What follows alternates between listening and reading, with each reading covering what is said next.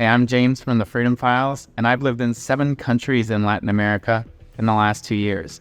In this video, you'll learn 6 brutal truths that most nomads won't tell you about this digital nomad lifestyle. And these aren't the banking issues or the bureaucracy that you'll find on any other list. These are the secrets.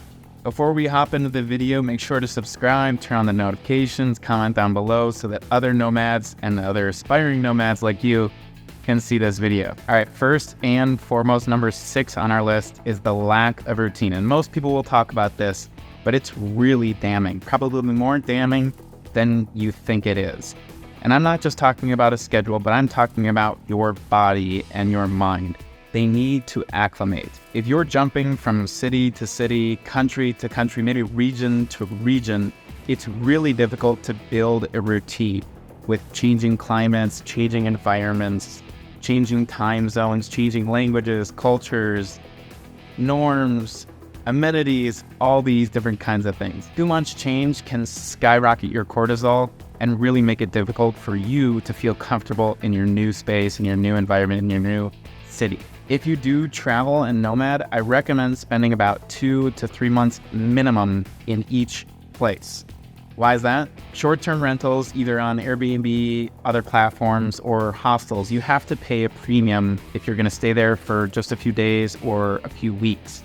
When you stay in a place for a long period of time, let's say a month or 2 months or 3 months, you're much more able to get discounts on accommodations. And apart from just accommodation discounts, you can get month-long gym memberships, month-long co-working memberships, and obviously you can get to actually know that culture, that place, and the people in it, which really makes travel valuable and memorable. So number 6, lack of routine. It's incredibly destabilizing. All right, number 5, a lack of relationship. Ask any older person on this planet and they'll tell you that one of the keys to happiness in this life is strong relationships.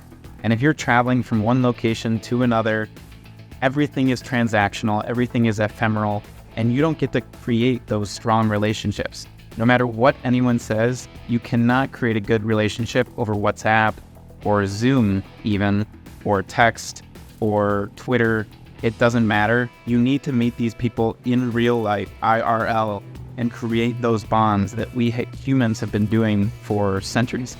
It's really difficult to create any equity in a relationship if you're just going to leave the next week or the next month even. That's why I highly recommend spending at least 2 to 3 months in each location to see if you actually treasure that place and want to spend a longer time there. And apart from the quantity of relationships, the quality of relationships really lacks as well. If you're only spending a week or 2 weeks or even a month in one location, odds are you're only meeting other backpackers pretty much. That short-term lifestyle, the fast traveling lifestyle really lends itself to backpackers, people who are not working.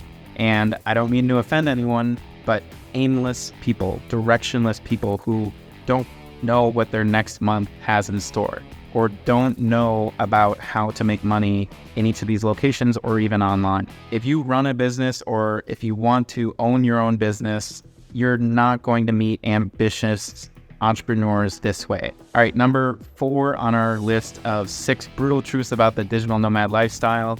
This is still a novel concept.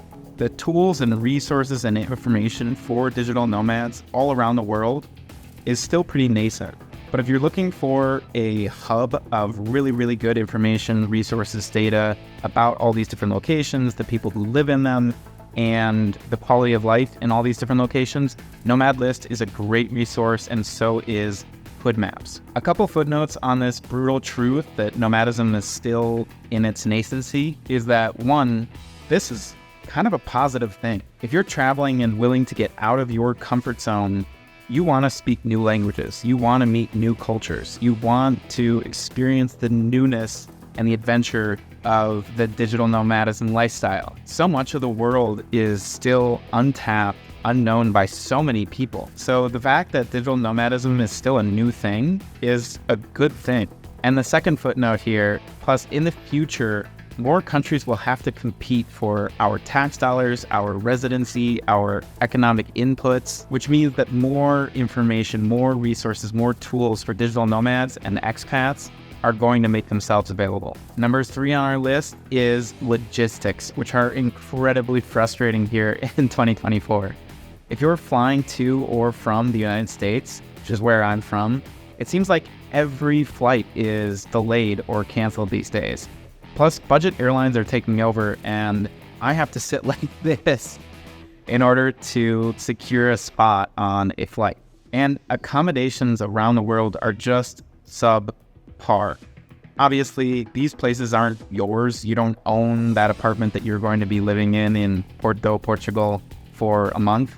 So it's difficult to control, and it's difficult to expect really valuable stays and valuable amenities. But I mean, come on, Airbnb has hit a new low. Mattresses are like rocks, and you have to pay exorbitant cleaning fees while they also ask you to bring out the trash every time. It's pretty ridiculous. And another footnote here, hostels are not a viable option if you're serious about your career or building a business. You're surrounded by way too many distractions. And on that note, number 2 on our list is temptation. It's all around you at all times when you're living the digital nomad lifestyle. I mean, come on, you're in Colombia, or you're in Argentina, or you're in Southeast Asia, or you're in the Balkans. A completely new environment for most of us. So the desire to explore, the desire to meet new people, the desire to speak this new language is so tempting, which again is not necessarily a bad thing. But if you're serious about growing your business, if you're serious about making money, temptation cannot always be a good thing. And finally, number 1 on our list, digital nomadism is flawed. I created a video a few months ago about diversifying your nationality stack. What does that mean? It means diversifying your income streams, your international bank accounts, offshore accounts, your residencies, your assets, your citizenships. And digital nomad visas, whether you're on that visa or just in a country for a very temporary amount of time on a tourist visa, make that really difficult. In most cases, in most countries, digital nomad visas do not lead to permanent residency nor citizenship.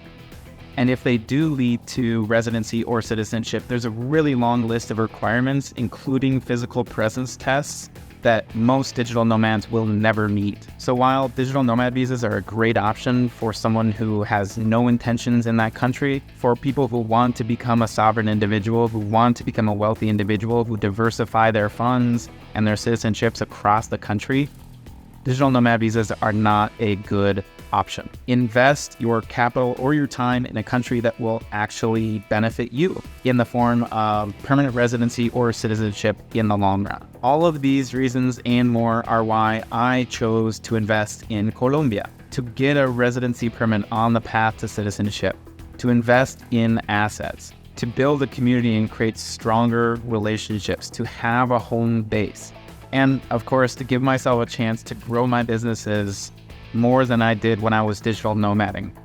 Don't get me wrong, I still believe in digital nomadism as a really good way to see the world, explore yourself, explore the world around you, and become location independent, but not at the risk of your own sanity and personal and professional growth. So digital nomad, sure, but digital nomad 2 or 3 months at a time, get to know that culture, spend some time there, create some relationships, and create bases around the world in order to then diversify your nationality stack. I hope you guys like this video about the 6 brutal truths about this digital nomad lifestyle that I have lived for 2 years. Subscribe to the Freedom Files YouTube channel and give this video a like. Turn on those notifications so you don't miss another video like this, and comment down below so I know that you're here.